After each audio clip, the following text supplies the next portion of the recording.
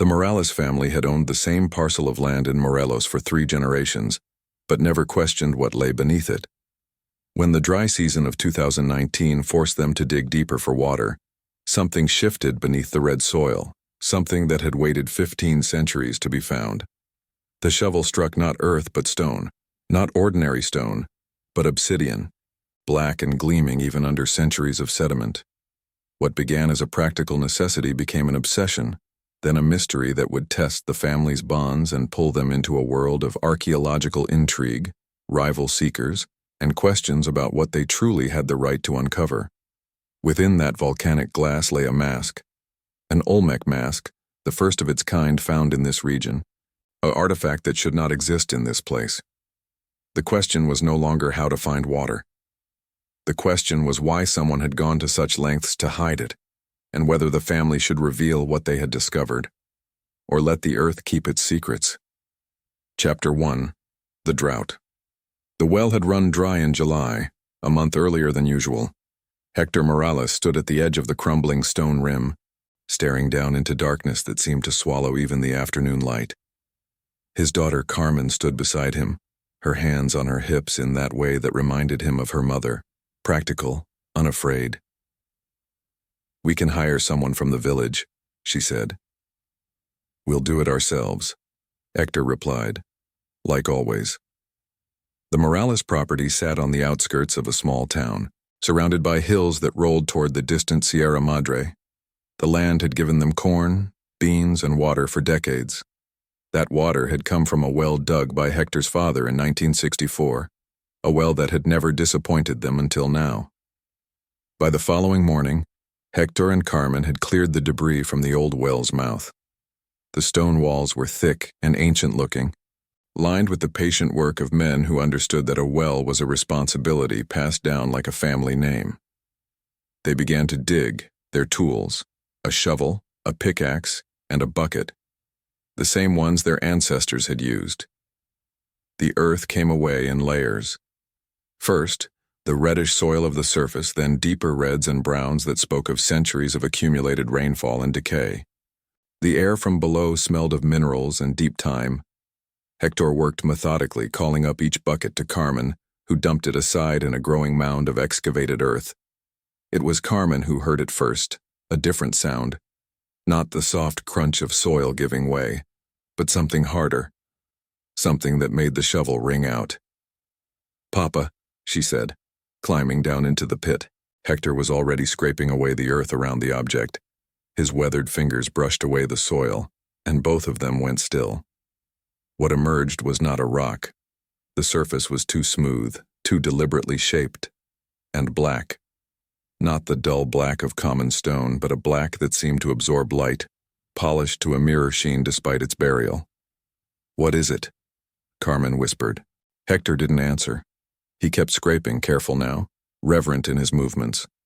The object was enormous, at least a meter across, maybe more.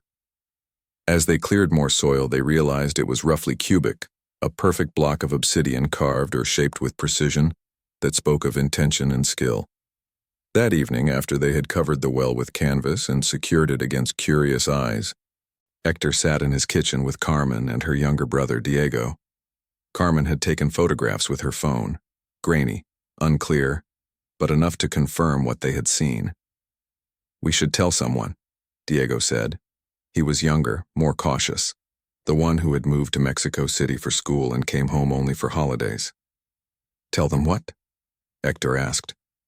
"That we found a rock?" "It's not a rock," Carmen said. "You know it isn't."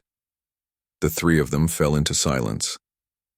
Outside, the night sounds of Morelos rose and fell, cicadas, distant dogs, the wind moving through the hills. Hector thought of his father, who had dug this well and left it for him. What had his father known about what lay beneath?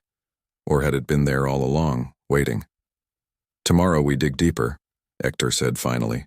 "We do this quietly. We finish what we started." But as he lay in bed that night, sleep eluding him, Hector knew that something fundamental had changed. Whatever lay beneath that obsidian block was calling to them now, demanding answers. and he suspected that answering those questions would cost them more than any drought ever could. The next morning, Carmen arrived at the well before sunrise, shovel already in hand. She didn't need to be asked.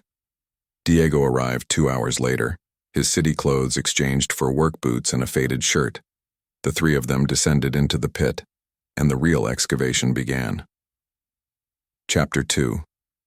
The Obsidian Block. The black stone refused to yield easily. It was not one solid mass but appeared to be deliberately sealed, fitted into the earth with a precision that suggested engineering rather than accident. As they carefully removed soil from around it, the shape became clearer, a cube, perfectly squared, its surfaces unmarked, except for faint grooves along one edge. Carmen ran her fingers along the groove. This was a lid, she breathed. She was right. The block was sealed shut, and the groove indicated where two pieces met. Hector examined it with new understanding. Someone, centuries ago, had placed something inside this vault of black glass, sealed it, and buried it deliberately in the earth. "We need help," Diego said. "Real help. Someone who understands what this is." "Not yet," Hector said firmly. "First we see what's inside." Working methodically over 3 days, they used careful leverage and water to loosen the stone. The obsidian was harder than they had anticipated, nearly impossible to work with. Tools broke, hands blistered. But slowly, imperceptibly, the two pieces of the sealed block began to separate.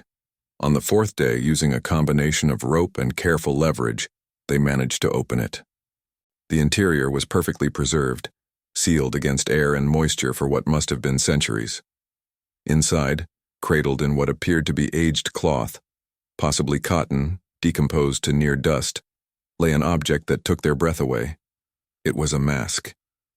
Carved from jade so dark it was nearly black, sculpted with the distinctive features that neither of them could quite place. The face was broad, the eyes almond-shaped and empty, staring up at them with an expression that seemed to hold ancient knowledge. The mouth was open slightly, as if about to speak. The craftsmanship was extraordinary.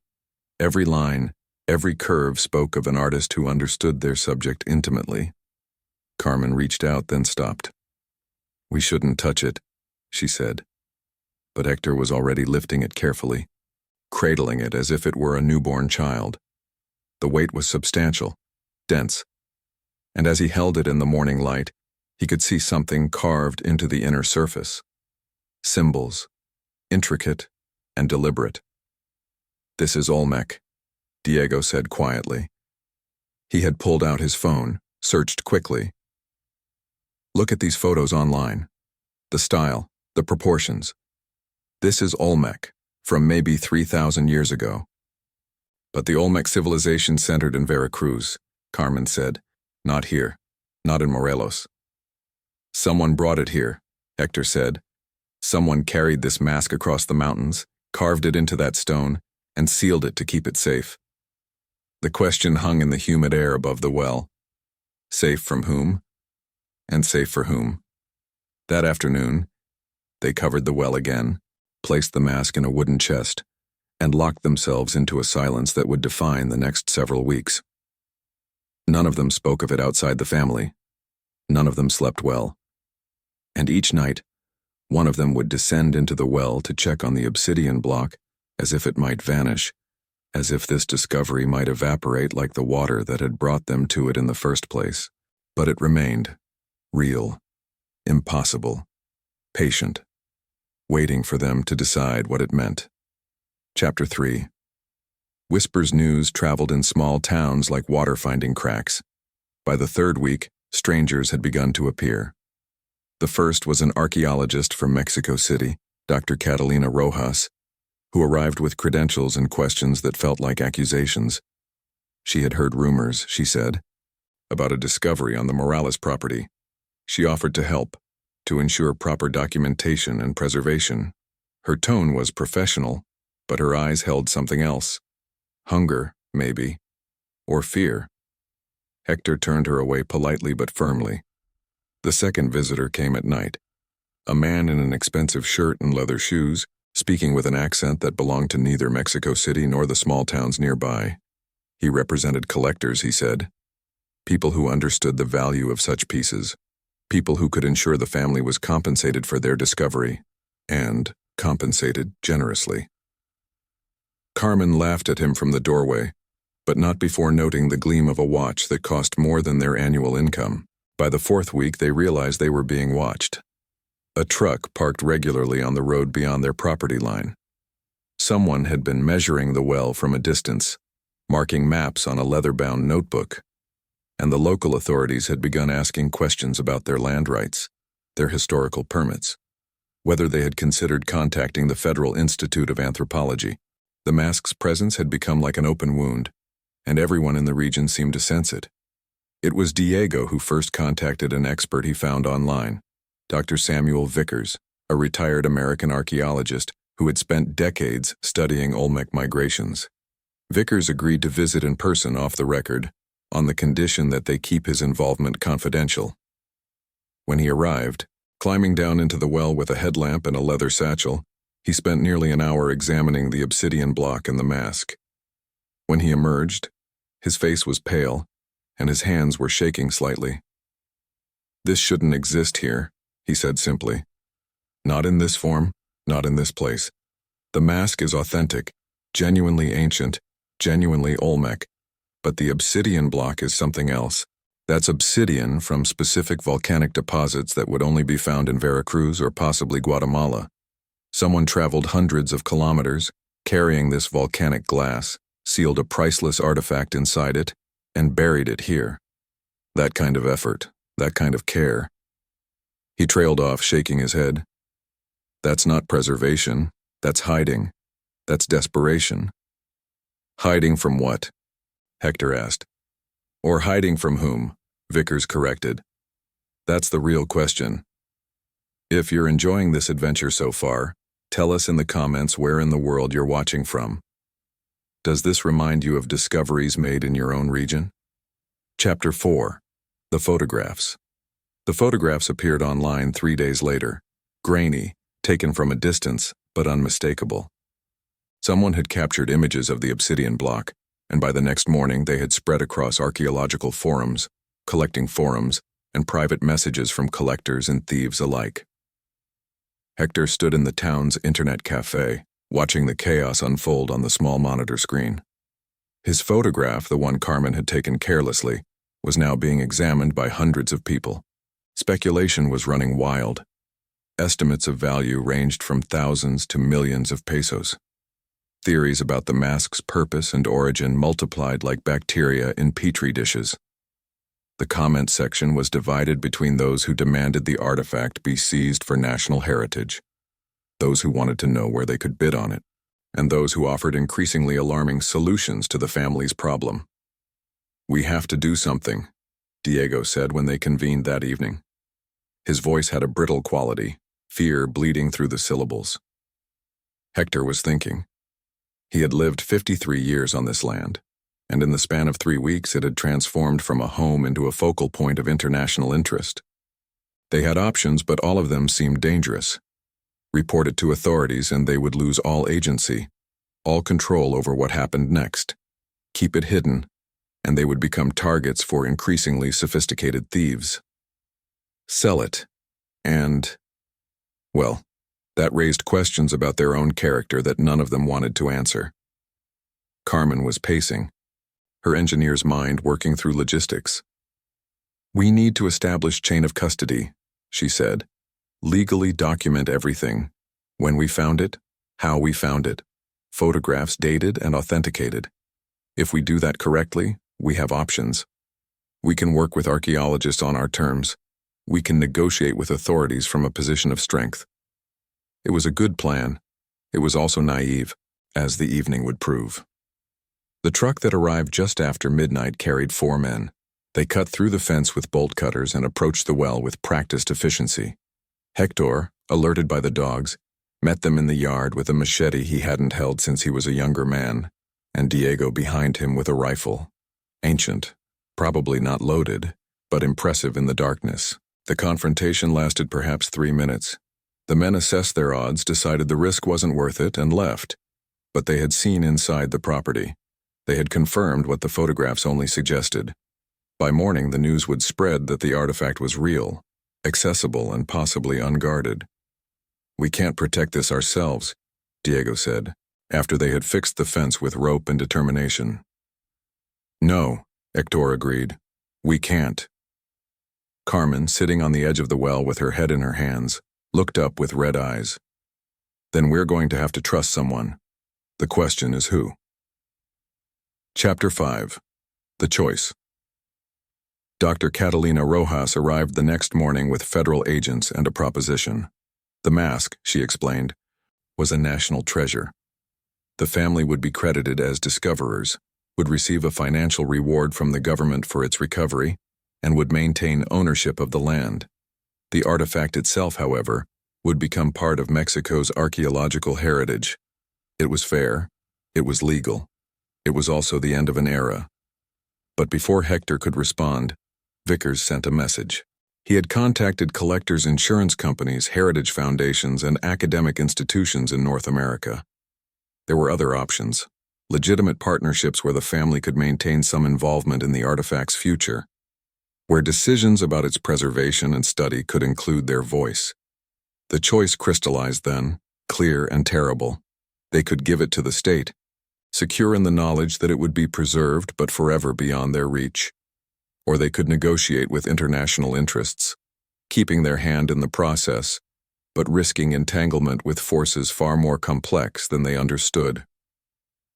Hector stood in the well at dawn, staring at the obsidian block. 3 weeks ago they were thinking about water. Now they were thinking about legacy, about history, about what it meant to be the temporary keeper of something precious that belonged to the ages. What would Abuelo do? Carmen asked, finding him there. Hector smiled sadly. Abuelo would dig the well, find the water, and leave the rest to God. We're not Abuelo, Carmen said. We're us, and we have to decide. By noon, Hector had made his decision. They would work with both. With Rojas and the federal authorities, yes, but also with Vickers and a coalition of universities. The mask would be studied, documented, and eventually housed in a museum, but the research would be collaborative. The Morelos family would be recognized as discoverers, would have input on how the artifact was presented and studied, and would retain a portion of the documentary and educational rights. It wasn't perfect. It meant relinquishing absolute ownership, but it meant maintaining dignity and connection to what they had found. The extraction took 2 days, carried out by expert hands under carefully controlled conditions. The obsidian block was photographed from every angle, its seals documented, its positioning recorded in 3-dimensional scans. When the mask finally emerged for the last time, it was cradled in specialized padding, handled with the reverence it deserved. As they lifted it from the earth, Carmen noticed something none of them had seen before. On the base of the block, almost invisible, were marks. Not symbols, but deliberate scrapings. Names, maybe. Or signatures. Someone centuries ago had left their mark on this work, had wanted to be remembered even in secret. Chapter 6. The water returns. 6 months later, the well was rebuilt and filled with sweet water from a new spring they discovered 200 meters from the original site.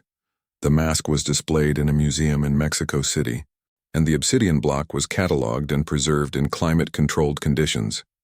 The Morelos family had become known in academic circles, had attended conferences, had spoken about their discovery with scientists from around the world. But what remained most vivid, what Hector returned to in quiet moments, was the sensation of holding that mask in the pre-dawn light. The weight of it, the awareness that for the first time in 3,000 years, human hands were touching it and those hands were his own. The local authorities had eventually confirmed what Vickers suspected. The mask and its obsidian vault were likely created by Olmec artisans fleeing a conflict, seeking safety for their most sacred objects. The Morelos property had been a way station, perhaps, or the home of allies. The deliberate burial spoke of a plan to return, a promise that never materialized. Instead, it had waited. for centuries, for water to run dry, for a family to dig and discover. Diego stood with his father at the rebuilt well, looking into water so clear you could see your reflection. "Do you think Abuelo knew?" he asked. "Do you think he buried it deeper on purpose, kept it safe?" Hector considered this. "Maybe," he said. "Or maybe he just did what he had to do, and the earth took care of the rest. If this treasure hunt already has you hooked, hit the like button. It helps us bring more forgotten stories to light." Carmen joined them, carrying a worn leather journal, one that had belonged to their grandfather. Inside, in careful handwriting, were entries from 1964 describing the well's construction. And on the final page, a note. "The earth has gifts for those patient enough to listen. I have heard her calling beneath the stone. Someday, someone will understand." It was a message, left across generations from one steward of the land to another. The three of them stood together in the late afternoon, watching the sun catch the water, watching their reflections shimmer in the new well. The mask was safe in the museum. The research would continue. Universities would write dissertations. The artifact would enrich humanity's understanding of ancient American civilizations. But what stayed with the Morelos family was something the museums couldn't preserve. The knowledge that history is not something you read about. It lives beneath your feet, waiting. And sometimes when you dig for water, you find something far more profound.